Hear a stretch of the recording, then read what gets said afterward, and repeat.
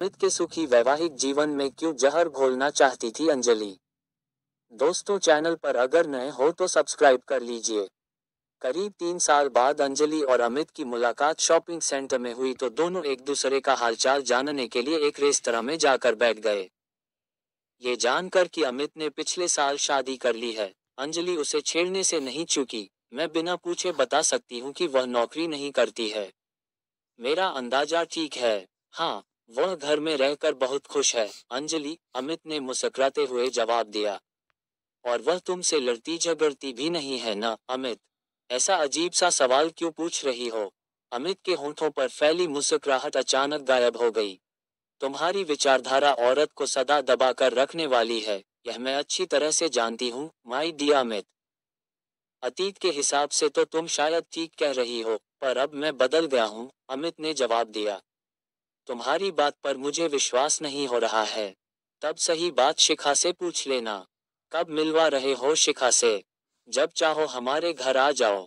मेरा ये कार्ड रखो। इसमें घर का पता भी लिखा हुआ है। अमित ने अपने पर्स में से एक विजिटिंग कार्ड निकालकर उसे पकड़ा दिया। मैं जल्दी आती हूँ उस बेचारी से मिलने। उस बेचारी की चिंता छोड़ो और अब अपनी सुनाओ। तुम्हारे पति तो पायलट है ना? अंजलि ने उसकी टांग खींचना बंद नहीं किया तो अमित ने बातचीत का विषय बदल दिया।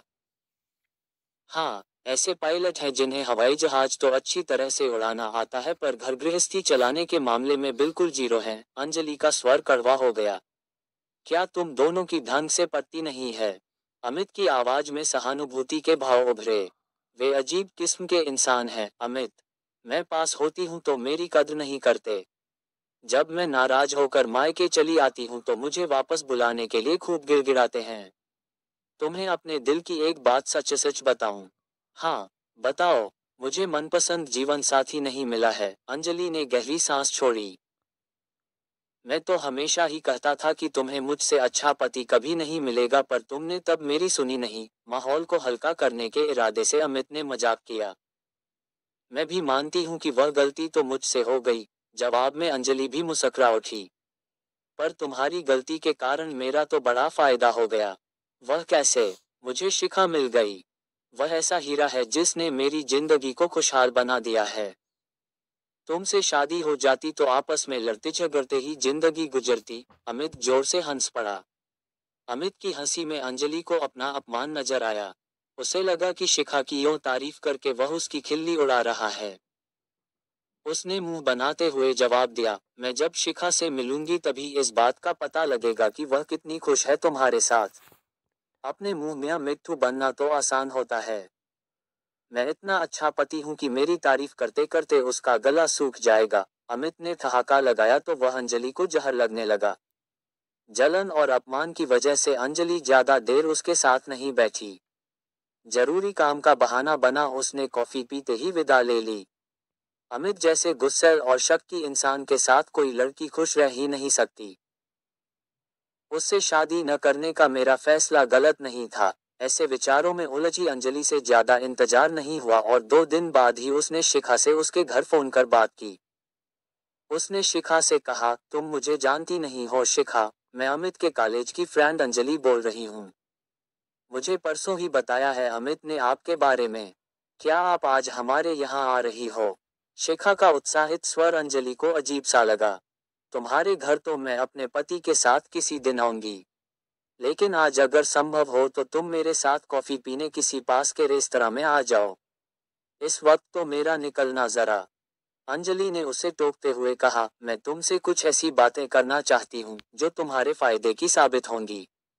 तब हम मिल लेते हैं पर अभी नहीं बल्कि शाम को। कितने बजे और कहाँ? जिस मॉल में तुम अमित से मिली थी उसकी बगल में जो आकाश रेस्टोरेंट है, उसी में हम 5:15 बजे मिलते हैं। शिखा, अमित को तुम हमारी होने वाली मुलाकात के बारे में अभी कुछ नहीं बताना। बाद में बताना या न बताना तुम्हारा फैसला होगा। ओके। इस तरह में मुलाकात होने पर पहले कुछ देर दोनों ने एक दूसरे के बारे में हल्की फुल्की जानकारी ली फिर अंजलि ने अपने मुद्दे पर बात शुरू कर दी। क्या तुम्हें अमित ने बताया कि वह मुझसे प्यार करता था और हम शादी करके साथ जिंदगी बिताने के सपने देखते थे?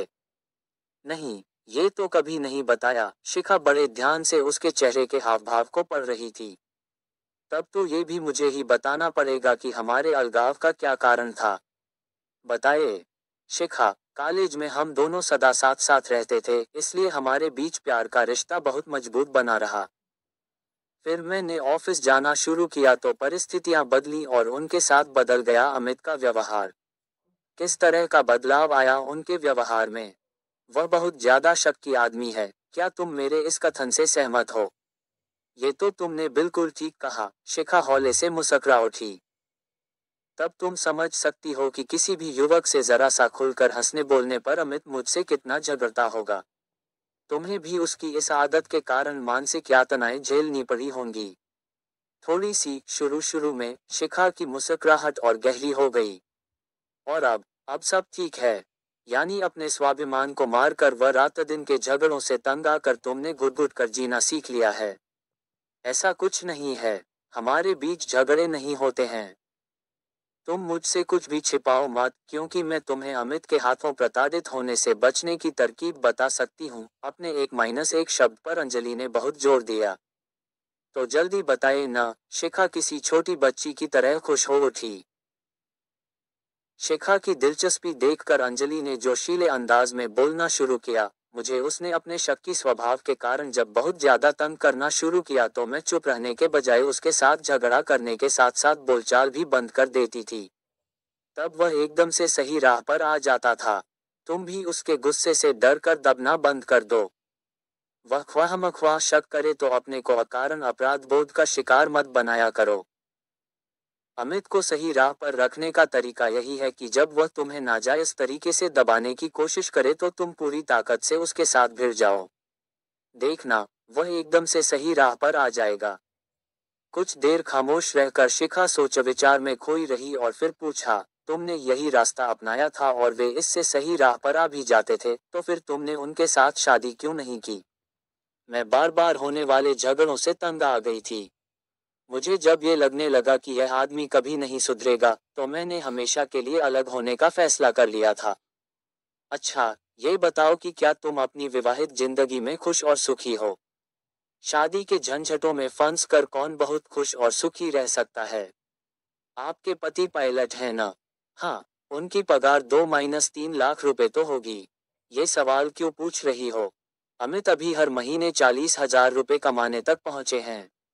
मेरे मन में यह विचार उठ रहा है कि कहीं आर्थिक कारणों ने तब तुम्हारा मन बदलने में महत्वपूर्ण भूमिका तो नहीं निभाई थी।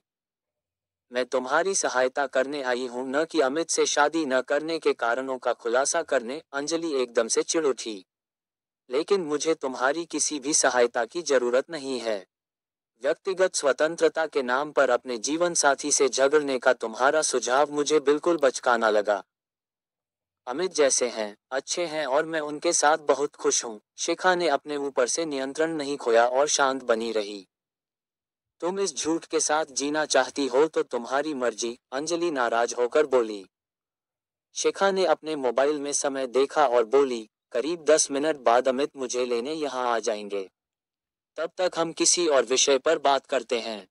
मेरे मना करने पर भी तुमने हमारी इस मुलाकात के बारे में उसे क्यों बताया? अंजलि की आंखों में अब गुस्से के भाव नजर आ रहे थे। मैं उनसे कुछ नहीं छिपाती हूँ। आज शक्की स्वभाव वाले अमित को मुझ पर पूरा विश्वास है तो उसके पीछे मेरी उन्हें सब कुछ बता देने की इस आदत से ही। क्या तुम उसे हमारे बीच हुई बातों की भी सारी जानकारी दोगी? हाँ, पर इस ढंग से नहीं कि तुम्हारी छवि खराब हो और तुम उनकी नजरों में गिर जाओ।